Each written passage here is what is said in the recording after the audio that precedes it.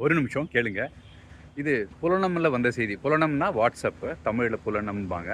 அதில வந்த ஒரு குறுஞ்செய்தி. படிச்ச உடனே 2 தடவ படிச்சேன். 2 தடவையும் கண்கள் குளமாயி படிக்கவே முடியல என்னால. அத உங்கள்ட்ட பகிர்ந்துக்கலாம் தான் இந்த வீடியோ. நீங்க பார்த்துட்டு இருக்கிறது Krupa vibes YouTube channel. KRUPAVIBES. நான் ஒரு டெலிவரி பாய்.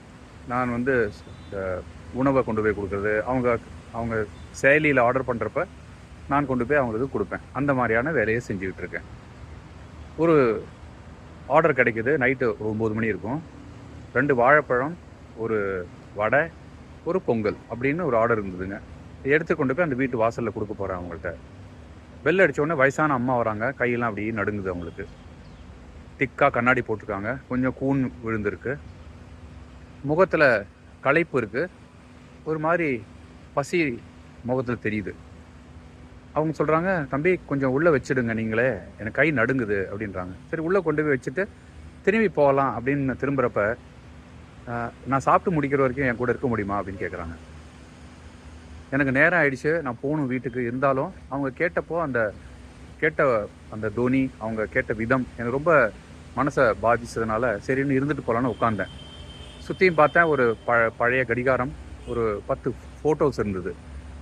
அந்த அம்மா வந்து உட்கார்றாங்க, சாப்பிட ஆரம்பிக்கிறாங்க. 2 தடவ சாப்பிட்டுட்டு என்ன பார்த்து ஒரு புன்முறுவல், கூட இருக்கேன்ட்டு. அப்போ சொல்றாங்க, "அவரு வந்து என் கணவர். அவர் இறந்து ரயில்வேல வேலை செஞ்சாரு. 5 வருஷம் ஆச்சு இறந்து. அது மூத்த பையங்க. கனடால வேலை செஞ்சுட்டு இருக்கான் அந்த பையன். எனக்கு மாசம் மாசம் பணம் அனுப்புவாங்க. என்னமோ இப்ப ரொம்ப பிஸி ஆயிட்டான்னு நெனைக்கிறேன். எனக்கு பணம் வரதில்ல கொஞ்ச நாளா. அது வந்து என் மகள்ங்க. அவ பெங்களூர்ல இருக்கா, நல்லா இருக்கா. அவங்கவங்க வாழ்க்கையில அவங்க சுகமா இருக்காங்க. அதுதானங்க பெத்தவங்களுக்கு சந்தோஷம்." அப்படின்ட்டு சொல்லிட்டு எடுத்து சாப்பிட்டுட்டே இருக்காங்க. அந்த கடிகாரத்தோட ஓசை மட்டும் அங்க கேட்குது. அமைதி. கொஞ்ச நேரம் கழிச்சு முடிச்சுட்டு வெளில வரப்போ ரூ. 500 கையில குடுக்குறாங்க.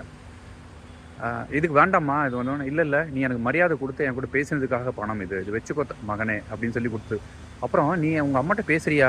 அம்மா இருக்காங்கல்ல?" "இருக்காங்க. நான் பணம் அனுப்பிச்சிடுறேன்" அப்படின்னு சொன்ன உடனே புரிஞ்சுக்கிட்டாங்க. "பேசுப்பா தினமும்" அப்படின்ட்டு. கீழ போய் நின்னு, தெரு ஓரமா நின்னு அம்மாட்ட பேசி முடிக்கிறேன். ஆனா தினமும் பேச ஆரம்பிச்சேன் அம்மாகிட்ட. அம்மா எடுத்த உடனே, "சாப்பிட்டியாப்பா?" அப்படின்னாங்க. எனக்கு கண்லேருந்து தண்ணி. கேட்ட உடனே எதுவும் பிரச்சனையா அப்படின்னு அம்மா உணர்றாங்க பார்த்தீங்களாங்க, அதுதான் தாய். மறுபடியும் 1 மாசம் கழிச்சு அந்த இடத்துலேருந்தே ஆர்டர் வருது. நான் போறேன். வேற யாரோ தொறக்குறாங்க. அம்மா இறந்து 1 வாரம் ஆகுது. உனக்கு இந்த கவர குடுக்க சொல்றாங்கன்னாங்க. அந்த கவர் ஓப்பன் பண்ணா ரூ. 500 அதுல இருக்கு. "மகனே, உங்க அம்மாட்ட தினமும் பேசு." இதுதான் வாக்கியம். கண்கள் குளமாயிடுச்சு. எல்லாரும் பணத்த எண்றதில்ல. குழந்தைங்க பேசுறாங்களான்னு அந்த வார்த்தைய தான் அவங்க எதிர்பார்க்குறாங்க. முடிஞ்சா செஞ்சு பாருங்களேன் நீங்களும். Thank you so much. Bye by.